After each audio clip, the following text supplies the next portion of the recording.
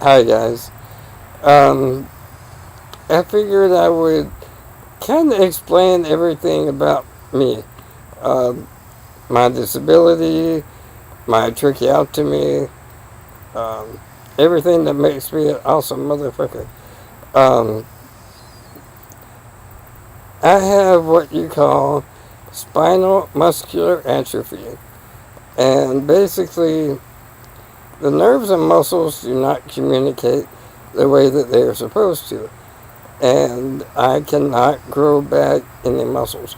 Um, Once the muscles are gone, they're gone.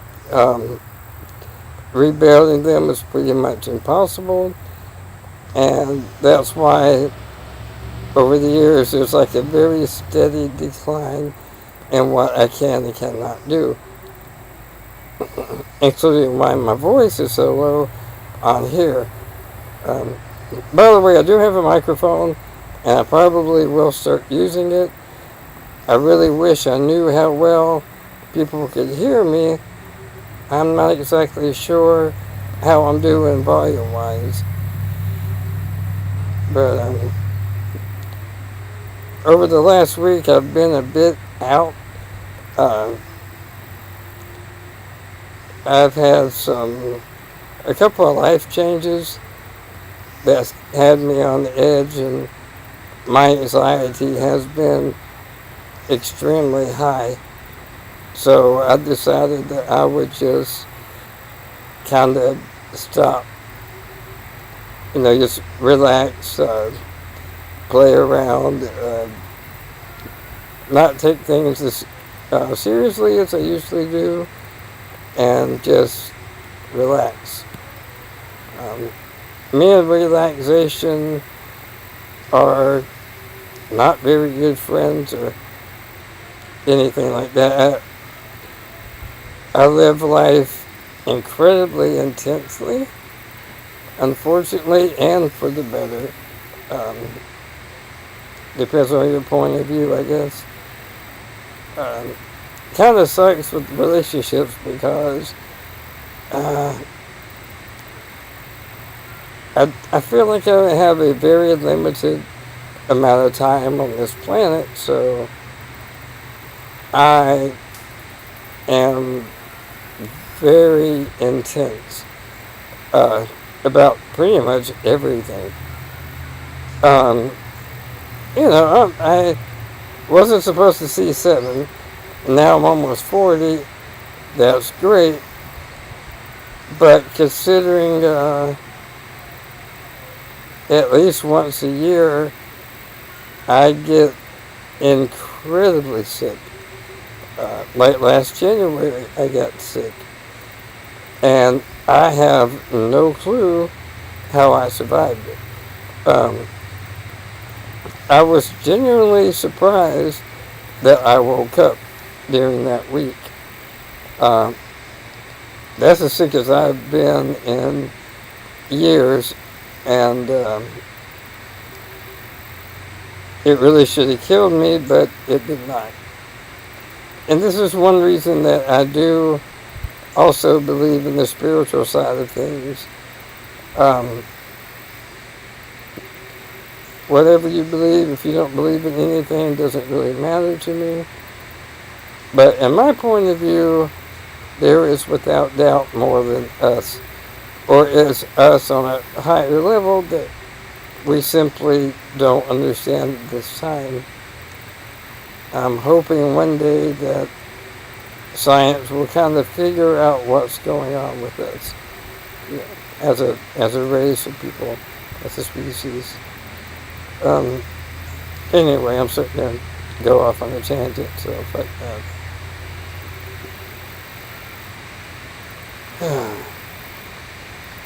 And October, no, I think November of 2000, sorry, 1995, I had gotten a job working at the Oak Grove High School library. I worked there for a week, maybe a week and a half or so, and I got the feeling really, really horrible. And I was like, look, dude, I'm going home. And I got home, and the next day I was in the hospital. And I had gotten pneumonia, which was not new. I usually had pneumonia 3 or 4 times a year in my teens. And in '95, I was 17 years old. And they put me in, they gave me antibiotics and all that good shit. And they did a bronchioscope, which is they go inside your lungs with a lens, with a camera, and they suction out fluids that obviously don't belong in your lungs. And most people have a hard time wrapping their head around it, and I have a hard time wrapping my head around it. The doctors pulled out roughly a pint of fluid from my lungs.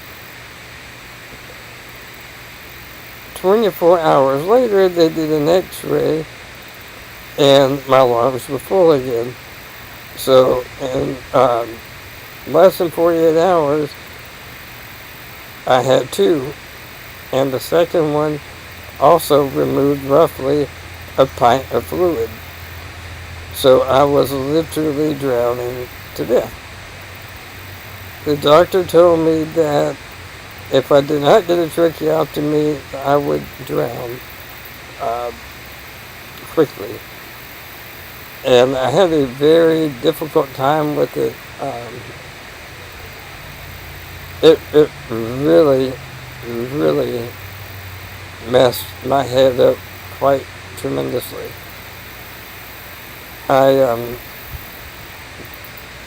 It's one of those things that you do because you literally have no choice.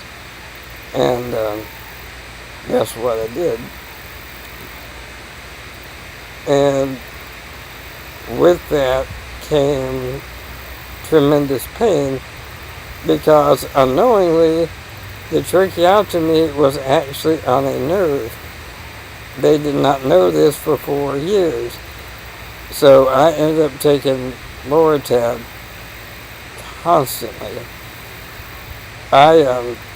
In 4 years, I had a very, very strong addiction to hydrocodone.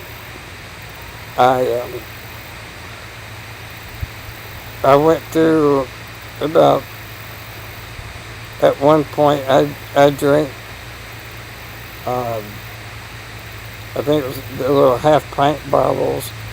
I drank one of those bottles in about 72 hours. That's how bad the pain had gotten, and the addiction was getting very, very severe as well. If I went without it for more than an hour or two, I would feel like I had the flu. I would get sick. I would start shaking, and it was absolutely terrible. So 17 through 21 was very problematic. I was always in pain.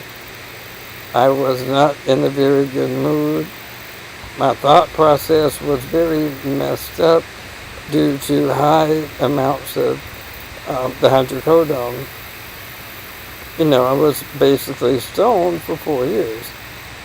And considering everything, I did very well. Considering that I could even speak and be understood on that amount of hydrocodone, in my opinion, is pretty good. I did very, very well on that.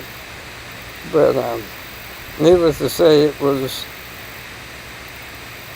a long, long 4 years, because if I was aware, I was in pain. It wasn't like the pain level goes away for a day or an hour or a minute. No, it was a constant severity of pain. Probably at the lowest was about a 6. and the high being like a fucking 13. Usually probably a 9. I'm really honestly not trying to exaggerate at all. I'm not trying to, make it worse than it was. And I'm just trying to give my opinion on it full-heartedly. It was a terrible time of my life. At 21 years of age, I was doing really well. I hadn't been sick in quite some time, and I wanted the trick out, and we took it out. It was either, I took it out right after my birthday, right after my 21st birthday, and the next day I had a very severe asthma attack that put me back in the hospital. And I quit the lower tab cold turkey, which was dumb. Never, ever, ever quit chemical drugs. Drugs of any kind that's addictive, don't drop them cold turkey. It almost put me into shock, and if I had not had that asthma attack, I probably just would have died from the shock to my system. So, when they took the trach out, the pain quit. The pain died immediately. And that's why they're pretty sure it was on a nerve all those years, because about a month after I took it out, I had to get another one put back in, and the process was not bad. Everyone told me, all the trach doctors and ear, nose, and throat guys were like, dude, trachs don't really hurt. Obviously, to put them in is going to hurt because they're cutting you open. But once the hold is established, the pain should be nothing. And for the first time in years, I had a trach again, and I wasn't in pain, so that was great. The hydrocodone, it took me roughly a week to get it out of my system. I think it was actually 4 days. The 4th day was by far the worst, and I think they were all about ready to kill me, because I was like begging, please give me fucking Loratab. Because, I was in just an unbelievable agony, physically and mentally, from not having the substance that I've taken for 4 years so often. I had a few hallucinations, and that was good because it kind of entertained me. Like TV and shit like that, I could not concentrate on. I would just stare at my clock on the wall, and I had a few good. I'm good. I had a few good. What? Sorry, I had to pause it there for a second. Shit, where was I?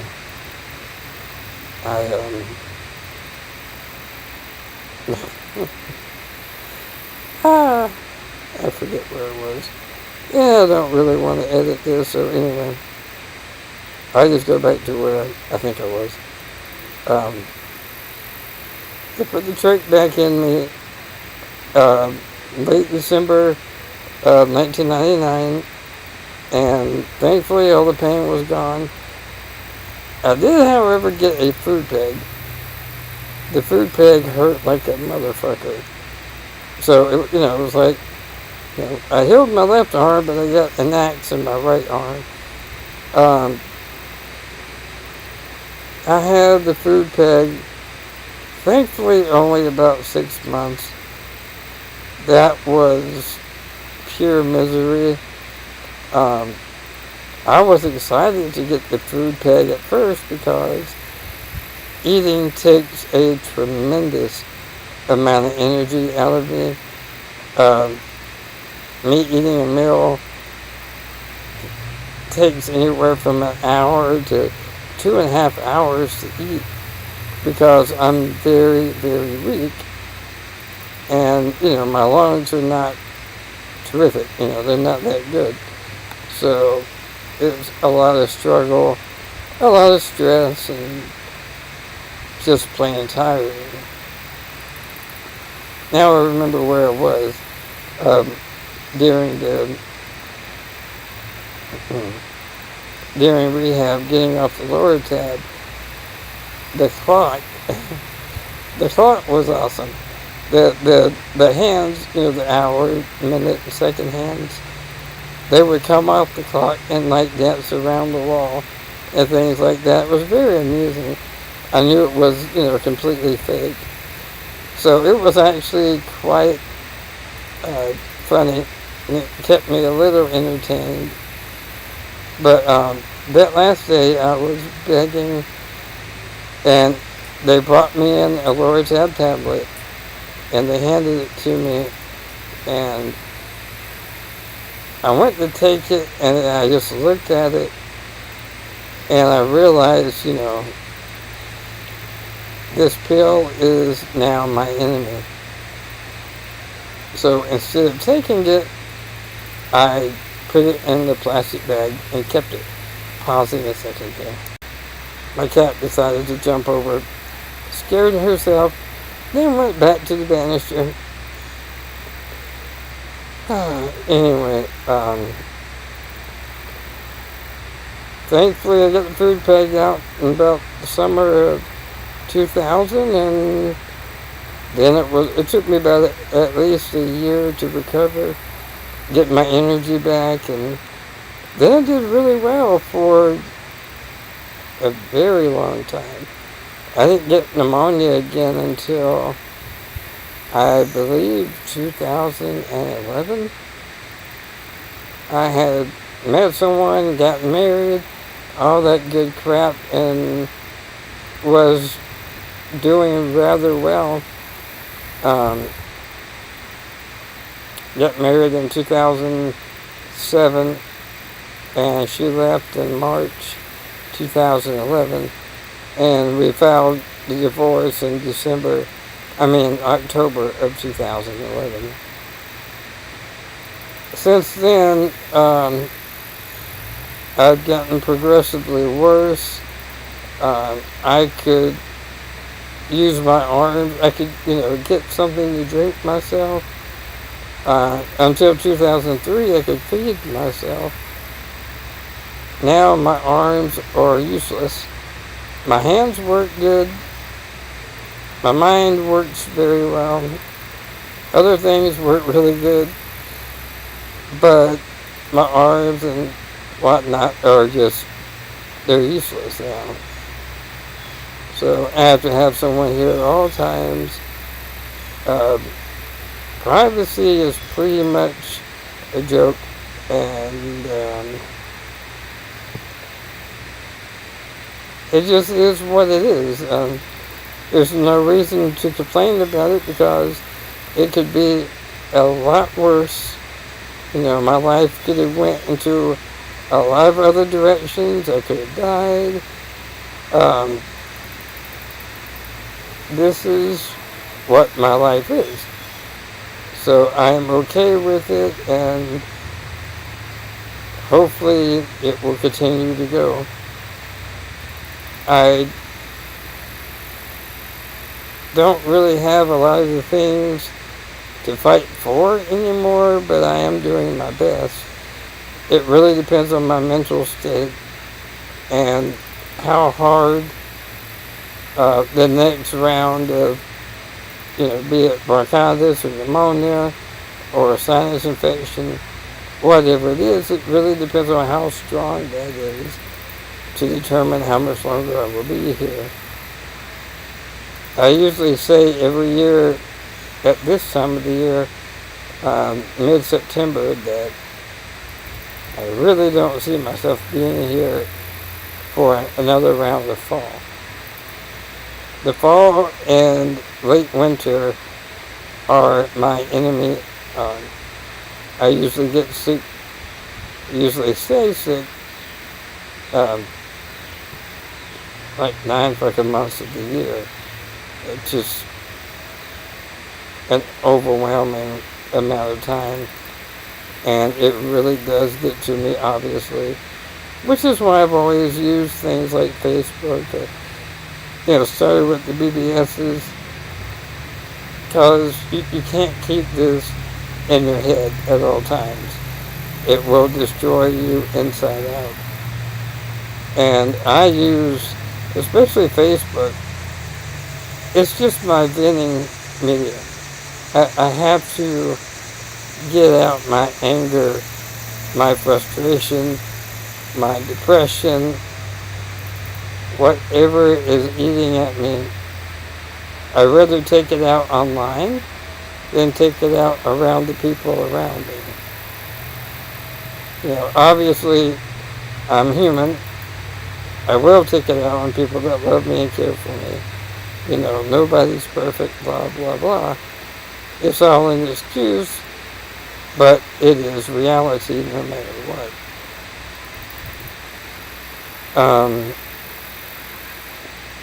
I am planning to do a lot more videos, and it just kind of depends on where my head is. This is good for me, and I want to be somewhat well known, because I'm trying my damnedest to get a autobiography finished, which is why I get this MacBook, thanks to a friend of mine. And I'm really, really, really trying to work my ass off to get things to a higher level of health, inside and out. Hoping to try some better dieting. I know I look fat as fuck, but I really hardly eat, believe it or not. I don't eat much, but I retain calories because I cannot burn it off. And I don't know, maybe if the horn in my forehead would finally come out, maybe that would take some fat away from my stomach. I don't know. And yeah, we have no clue what the hell is up with my forehead. It literally appeared overnight, and the doctor was like, dude, I'm not touching it. You're not dying, we're leaving it alone. So, yeah, I have a feeling one day I will be a fucking unicorn or a demon, or I'll be something. Maybe I should just get me like a little samurai sword and gorilla glue it to my forehead. I don't know.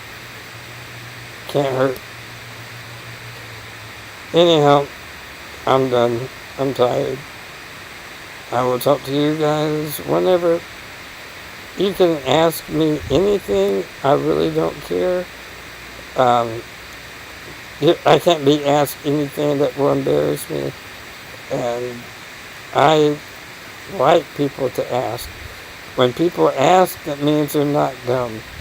It means that they're learning, that they're trying to emphasize and understand.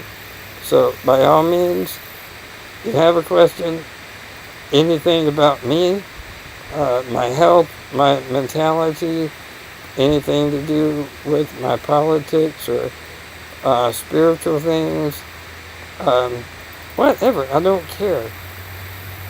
Even gaming, I'll tell. Hopefully one day I will be able to get fish that I have on here, but with this setup, I cannot see that happening. I'll need to get me a legit camera. I have a much better microphone, but it's a real pain in the ass. So I have to, there's a few more things I need to get to make that more legit to work with me. So anyway, I'm out. Peace.